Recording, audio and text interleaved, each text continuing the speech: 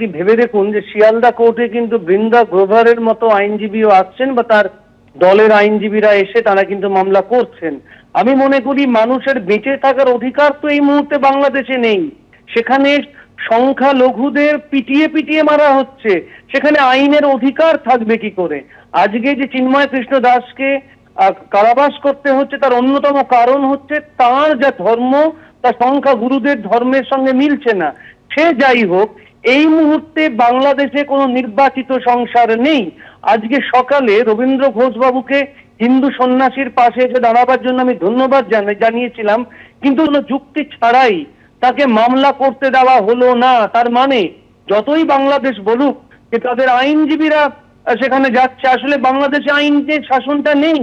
আইনজীবী বলে যাদের বলা হচ্ছে তারা আসলে মৌলবাদী গুন্ডা, ওরা প্রকৃত আইনজীবী নয়। প্রকৃত আইনজীবী হলে একজন মানুষের আত্মপক্ষ সমর্থনের অধিকার থাকতো। এইভাবে ওরা হয়তো চাইছে চিন্ময় কৃষ্ণ দাসকে জেলের মধ্যেই মেরে ফেলতে। বাংলাদেশের ক্ষেত্রে সর্বোচ্চ ন্যায়ালয় অর্থাৎ বাংলাদেশ সুপ্রিম কোর্টের পুরো অ্যাক্টিভিটি দেখছি না। তাদের সুমোটো এই বিষয়টিকে কগনিজেন্স নেওয়া উচিত। বাংলাদেশের বিচার ব্যবস্থা, আমি বলতে বাধ্য হচ্ছি, স্বাধীনভাবে কাজ করছে না।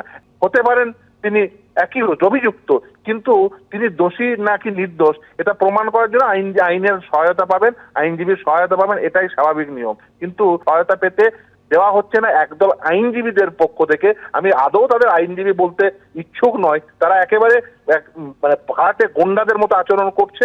অপরদিকে বিচারালয় তারাও কিন্তু একটার পর একটা অজুহাত দিচ্ছে। এটা কোনোভাবেই কাম্য নয়। স্বাধীনভাবে বিচার ব্যবস্থা সেটা যদি অ্যাক্ট না করে তাহলে রাষ্ট্রীয় ব্যবস্থা ভেঙে পড়ার সমূহ সম্ভাবনা রয়েছে।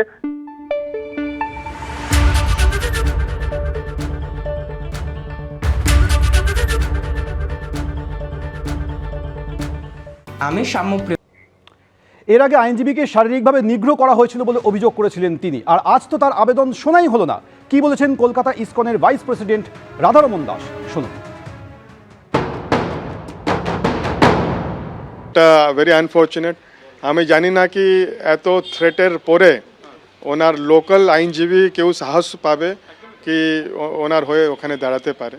তো আমরা এটাই আশা করি কি অ্যাটলিস্ট যারা যে লোকাল ওকিল আইনজীবী এরকম যদি থাকে, যদি নেই তাহলে সরকার থেকেও তো একটা দেওয়া যায়।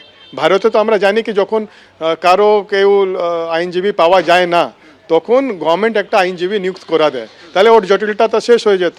তো চিটগাঁওয়ে যদি এটা করা হতো কি একটা গভর্নমেন্ট লয়ারকে দিলেই তো সমস্যা মিটে যেত।